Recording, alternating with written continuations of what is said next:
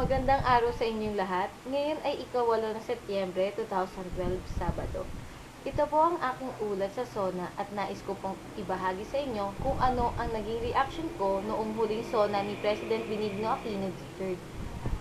Sa nakaraang State of the Nation Address o SONA ng Pangulo ng Pilipinas na si President Benigno Ninoy Aquino noong July 23, 2012, kanyang iniulat ang mga accomplishment ng kanyang administrasyon sa loob ng isang taon. Ito ang ikatlong SONA ni President Aquino at katulad ng mga nakaraang talumpati niya, ay inihayag niya ang totoo at detalyadong impormasyon tungkol sa mga nagawang pagbabago tungo sa kaunlaran, tahak ang matuwid na daan. Itinuturing niyang ang kanyang SONA na pagre-report sa kanyang boses na mamamayan ng Pilipinas.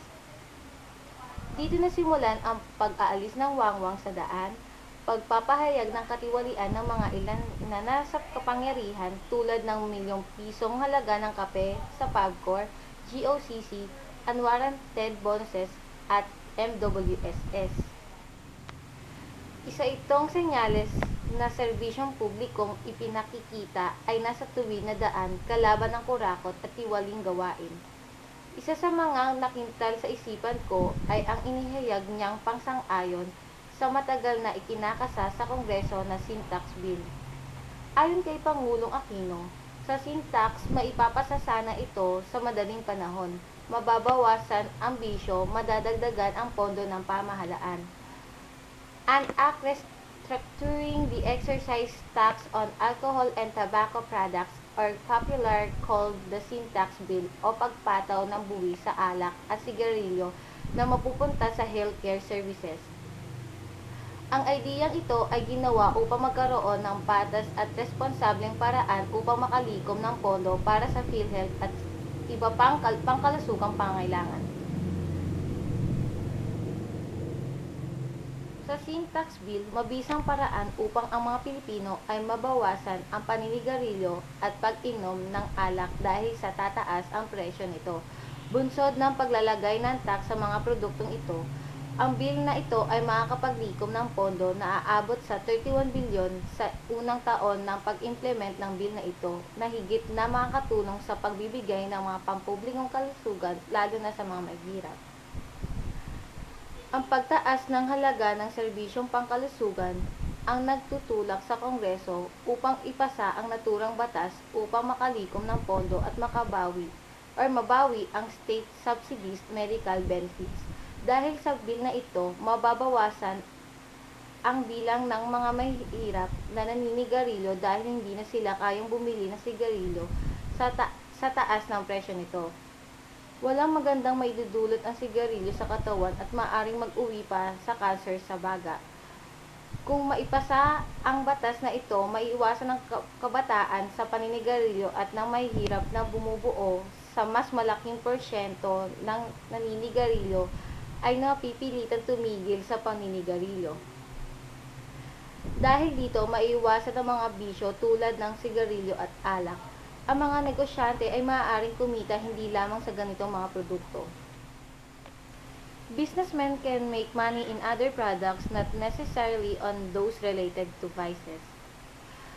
Naalala ko pa noong tuwing may bisita kami sa bahay, ay nag-o-offer ang lolo ko ng sigarilyo at kape as a gesture of hospitality at masasabi kong salamat at hindi na ito mangyayari muli. Ang gobyerno ay nangangailangan ng pagkukunan ng ibang funding sources to subsidize medical services provided by the Department of Health and the Philippine Health Insurance Corporation. Ang bill na ito ay hindi lamang makaipon ng pondo upang makapagbigay ng serbisyong pangkalusugan ang gobyerno kung hindi maapabuti ang kalusugan ng bawat mamamayang Pilipino. Ilan sa 100 na magsasaka ng tabako sa Ilocos Norte ang nagprotesta hinggil sa 700% na pagtaas ng revenue sa mababang uri na sigarilyo sa tapat ng Department of Finance Office. Ayon sa mga magsasaka, magiging magsinpresyo ang local na sigarilyo sa imported na sigarilyo. Maaaring hindi nang bilhin ng mga tabako company ang pananim ng mga kababayan nating magsasaka, bagay na tinututulan ng maaaring maapektuhan. Ngunit sa kabilang banda, ay may mabuting resulta tulad ng 2.9 million tobacco farmers ay maaaring maapektuhan ng nasabing panukalang batas. Ayon sa Bureau of Internal Revenue, ang halaga ng makukuha mula sa sin tax reform ay itinatayang 31.35 billion pesos, 26.87 billion pesos sa sigarilyo at 4.48 billion pesos sa alak. Ayoko na makita ng nagluluksa dahil sa pagkawala ng mahal sa buhay, dulot ng paninigarilyo. Ito ang dahilan kung bakit kailangan nating pahintuin ang mga naninigarilyo sa kanilang bisyo, at isa sa nakikita kong paraan na makakatulong dito ay ang paglalagay ng buwis sa mga produktong ito, at ang maganda pa nito ay pondong makukuha ay mapupunta sa health services ng gobyerno. At yan ang naging reaction ko batay sa SONA ng ating Pangulo. Maraming salamat po.